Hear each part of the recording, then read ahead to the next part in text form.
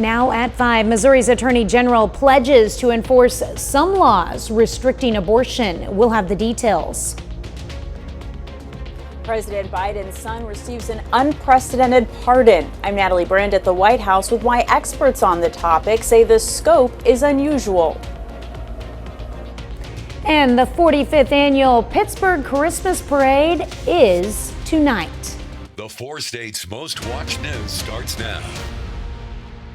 Change of plans for the incoming CEO of Freeman Health System. This is KOAM News at 5. I'm Tanya Bach. The man named to succeed Paula Baker as president and CEO will no longer be taking the job. Tom Keller, who was joining Freeman after serving as president and CEO of Ozarks Healthcare, was slated to start with Freeman the first week of December. In a statement, a Freeman spokesperson verified Tom Keller will not be assuming the position of president CEO of Freeman Health System as previously announced.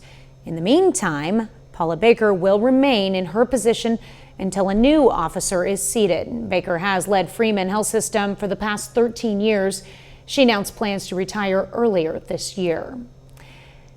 Missouri's Attorney General pledges to enforce some laws restricting abortion despite a recently passed constitutional amendment expected to likely undo the state's near-total ban on the procedure. KOAM's Samantha Walker joins us in studio to break down what this means. In November, voters passed Amendment 3, which removes the state's abortion ban, but allows it to be restricted or banned after fetal viability, except to protect the life or health of the mother. In an opinion to incoming Governor Mike Kehoe, Missouri Attorney General Andrew Bailey wrote that his office will continue enforcing a ban on abortion after fetal viability. Missouri statutes define viability as that stage of fetal development when the life of the unborn child may be continued indefinitely outside the womb by natural or artificial life supportive systems. In his opinion, Bailey says that while statutes prohibiting abortion prior to viability will no longer be enforceable in their entirety, the state can and will enforce laws related to parental consent and cases where women or children have, quote, unlawfully been pressured to abort. Bailey says the 5 statutes in Missouri restricting abortion remain enforceable in circumstances where a parent has not consented to a minor obtaining an abortion. But he says this parental right does not allow for the pressuring of minor abortions. Bailey says, quote, nothing in Amendment 3 provides a right to pressure others to obtain an abortion. The right of parents to forbid minors from obtaining abortions should not be misunderstood to somehow imply a right to force abortions on minors. He says the same goes for adults coerced into abortion, specifically by abortion clinics and physicians. Bailey also says the U.S. Constitution permits the AG and other officials to continue enforcing these statutes under various circumstances. Bailey says, should Amendment 3 be changed or repealed in the future, that would automatically restore authority to the Attorney General and other officials to resume broader enforcement. He says the amendment does not remove these statutes from the books, so there would be no need to reenact them in the future. In the studio, Samantha Walker, KOAM News. All right, thanks, Samantha. Well, meteorologist Lindsay Gaffney joins us now with a first look at weather. Well, temperatures are in the 30s right now. 34 in Joplin, 34 in Pittsburgh, 32 in Stockton. So it's a chilly night. It's only 5 o'clock, and they're going to continue to drop along with winds gusting 5-10 miles per hour out of the north. But those will pick up as we head into Tuesday as the winds shift as well. Now, temperatures are just going to continue to drop by 8 p.m. We're going to be in the upper 20s, and by midnight already in the mid 20s, with our overnight low dropping down into low 20s and even upper teens tonight. So it's going to be a pretty chilly night all night long. We've got clouds moving in, which is going to keep us a little bit cooler overnight. Now, clouds are going to continue throughout the rest of today. We'll have a partly cloudy day tomorrow and a significant cold start to our Tuesday, but I'll have a full forecast coming up. All right, thanks, Lindsay. Well, the first big lake effect snowstorm of the season dumped 2 to 5 feet of snowfall over Buffalo's southern suburbs, while millions of other people spent their Sunday digging out in Michigan, Ohio, and Pennsylvania. In Dunkirk, New York, the massive dig-out was underway this morning. I'm sorry we don't have the video for you. Even as people brace for more snow. And forecasters say the lake effect snow will continue through tomorrow evening. Some places near Lake Erie could see another foot. There we go. Residents in Watertown, New York, are also struggling with the pre-winter deluge. A lot of snow. Just try to stay out here every couple hours to keep up with it, and that's all we can do. Now, across all of the eastern U.S., the Arctic chill lingers this week with temperatures running 10 to 20 degrees below normal. Well, President Biden has changed his mind and decided that his son Hunter will not face jail time after all for federal gun and tax charges. Natalie Brand has more details from the White House. During a holiday event at the White House, First Lady Jill Biden briefly addressed the pardon of Hunter Biden. In a statement released Sunday night, President Biden granted his son a full and unconditional pardon, clearing him of all crimes he has committed or may have committed from January 1st, 2014 to December 1st, 2024. It comes as Hunter Biden was set to be sentenced this month and could have faced years in prison after being convicted of felony gun charges and pleading guilty to federal tax fraud. It's about as broad as any pardon that I am aware of. American University professor Jeffrey Crouch, an expert on presidential pardons, compared it to the pardon President Nixon received. This marks the first time a president's child has been pardoned. President Biden had previously said multiple times he would not pardon his son. Biden was willing to cross the line that he wasn't willing to cross up until yesterday. Crouch also said the move could lead to more controversial pardons under the next administration. President-elect Trump called it, quote, an abuse of justice, and added, does the pardon given by Joe to Hunter Biden include the January 6th hostages who have now been imprisoned for years? Natalie Brand, CBS News, the White House. President-elect Trump has vowed to pardon the January 6th defendants, and his post makes it appear he plans to carry out that promise as soon as he is back in office. Well, still ahead, Cyber Monday spending. Cyber Monday is here and could set a new spending record. I'm Christine Lazar. I'll tell you what items are seeing the deepest discounts. But first, in Health Watch, how animal therapy is giving seniors a boost. We check out a unique opportunity giving ponies to long-term care homes.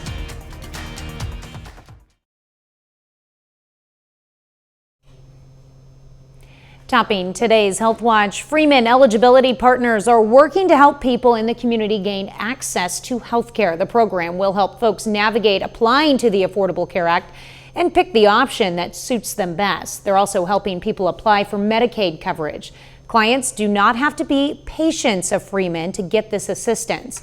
The Affordable Care Act is meant to increase access to affordable health insurance for those who qualify.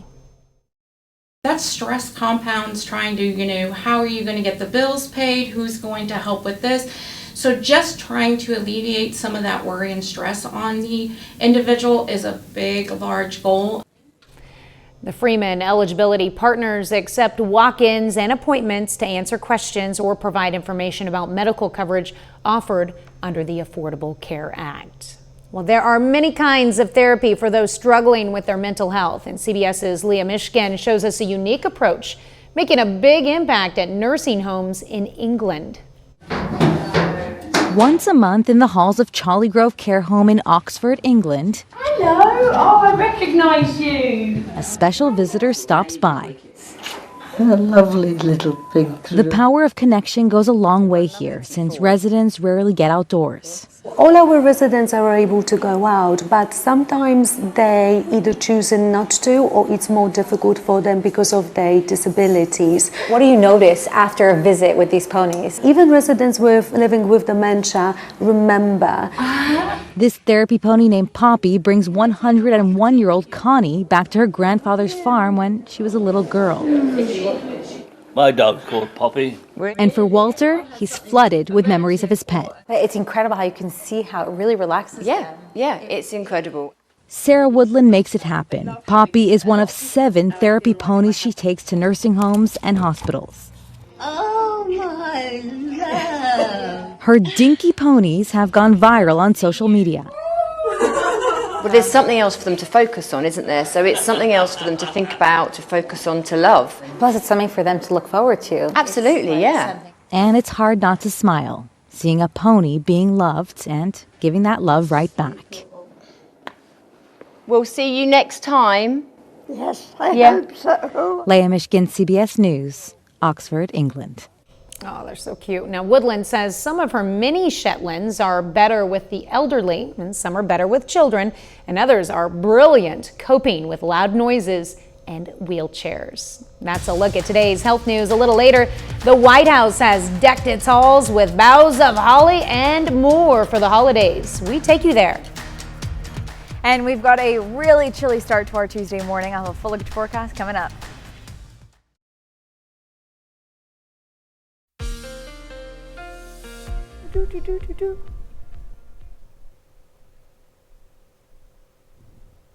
Like normal.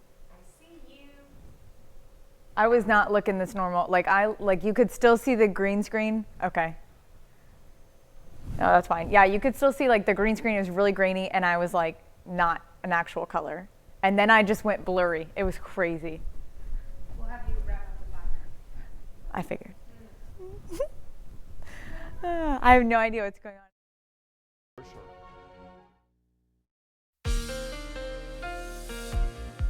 Well, it was definitely a cold day, but it gets even colder as we head into tonight and tomorrow morning. Let's go ahead and take a look outside downtown Joplin from the Cornell Arts and Entertainment Complex.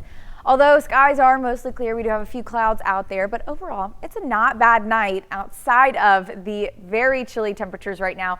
34 in Joplin and Pittsburgh and Parsons, 31 in Yates Center, so it's already below freezing in the northern counties, 39 still in Jay and Grove, so not so bad.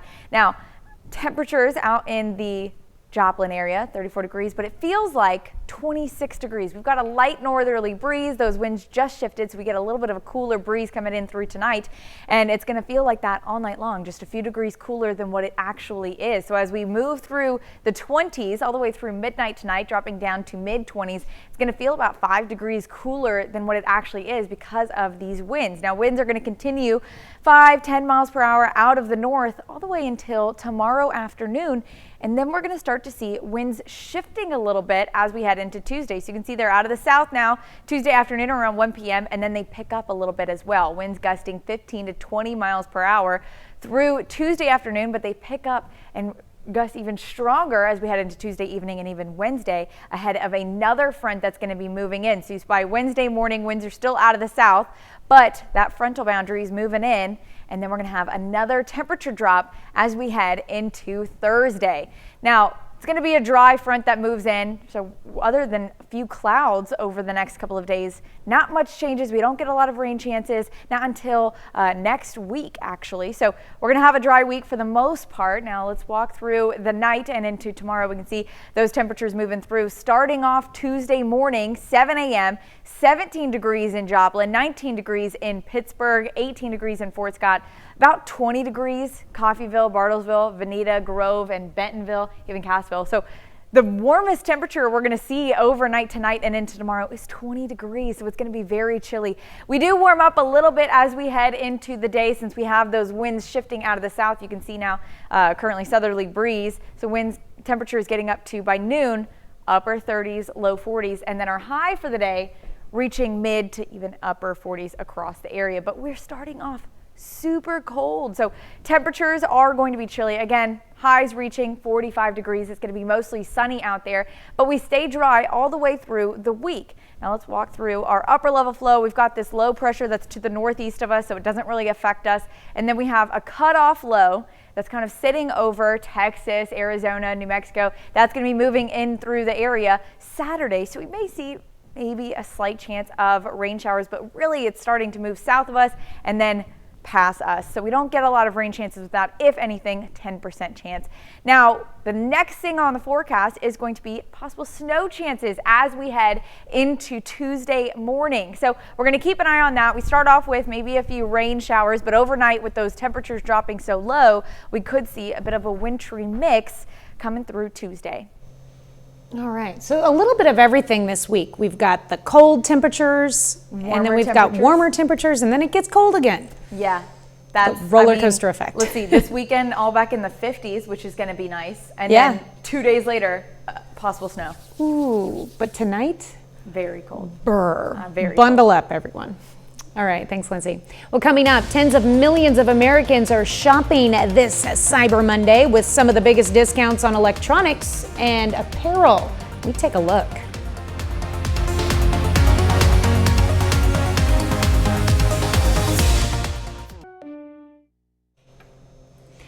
Topping today's Consumer Watch, the National Retail Federation predicts around 72 million Americans are shopping this Cyber Monday. And if you're one of those people, you can expect some deals. Christine Lazar reports. Packages are on the move at Amazon and other retailers as Cyber Monday is gearing up to hit a record. Adobe predicts Americans will spend just over $13 billion, up 6% from 2023. New mom Audrey Pardo prefers shopping online instead of in-store. I'm much more online than I am in person nowadays, so I see the online sales quicker than I see them in store. And retailers are offering plenty of sales and deals. On Cyber Monday, we're expecting prices and products to be as low as 30% discounted. Eric Matisoff is an analytics expert with Adobe and says some of the biggest discounts will be for electronics and apparel. I think consumers are savvy. They're finding new ways to make purchases that provide them value while getting a good discount as well. For many shoppers, that includes getting help from artificial intelligence. I use AI with the generators and stuff for ideas, so like that ChatGPT. ChatGPT will offer a range of gift-giving possibilities. Other platforms can take shoppers direct to retailer sites. We're actually seeing across all of our data, across every sector, we're seeing that more and more people are finding websites through generative AI technology. Whether you're using AI or a classic search engine, remember, Christmas is only about 3 weeks away. If you're shopping online, you want to make sure to double check all of those delivery dates so you avoid any last minute stress. And make sure those gifts get to their destination on time. Christine Lazar, CBS News, Los Angeles. Well, Adobe says Americans spent nearly $11 billion online on Black Friday, hitting a new record for that day. Security experts warn while shoppers are scouring the internet searching for deals, scammers are lurking in the online shadows. The FBI reports in 2022, more than 12,000 people said they were victims of holiday shopping scams, resulting in at least $73 million in losses for consumers. On CBS Mornings, the government's cybersecurity chief had tips on how shoppers can protect themselves. So install your updates, right? All those devices where you see those annoying, you must update. What that's all about is security. And so what you need to do, update your devices to the latest protection and turn on your automatic updates. That way you don't have to do that. It'll just do it overnight. In addition to updating software before shopping, Jen Easterly advises using strong passwords, turning on multi-factor authentication, and using secure Wi-Fi. Well, while you're shopping online, don't forget about Toy Box Tuesday. Tomorrow, we'll have volunteers manning the phones during our noon, 5, 6, and 9 o'clock newscasts. It's your chance to make Christmas a little brighter for every kid in the 4 states. Well, final check of the forecast is next.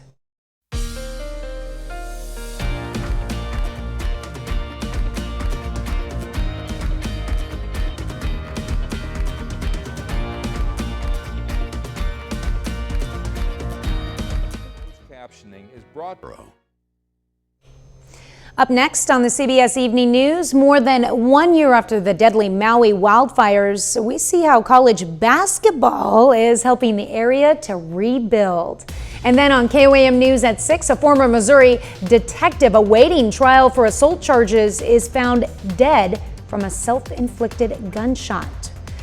Plus, what parents need to know about toy safety ahead of Christmas shopping. And we'll have the latest on a double fatal fire over the weekend in Oswego, Kansas. Stay with us for the CBS Evening News and then KOAM News at 6. Well, First Lady Jill Biden unveiled the decorations this morning at the White House. This year's theme is a season of peace and light and features 83 Christmas trees. 28,000 ornaments and 165,000 holiday lights. Several rooms have special themes, including the China Room, which contains artisanal breads, and the State Dining Room's tree with ornaments made by children from across the country. For Joe and for me, these are the final holidays at the White House. During the 4 years, your laughter and ideas harmonized with the echoes of the past. And in those moments, this became more than a historic house. You made it a home, alive with purpose and possibility. The First Lady says a team of more than 300 volunteers transformed the first residence for the holiday season. Impressive. Yeah. Right, final look at the weather. Well, it's definitely going to be cold for the next couple of days, with our overnight lows tonight dropping down to the teens. We warm up a little bit by Wednesday, but back to chilly on Thursday. Now we've got a couple of shower chances, plus maybe some snow chances later next week. All right, sounds good. Well, thank you for joining us. The CBS Evening News is next, and of course, we'll be right back here for KOAM News at 6, and we'll see you then. Have a great evening and an even better tomorrow.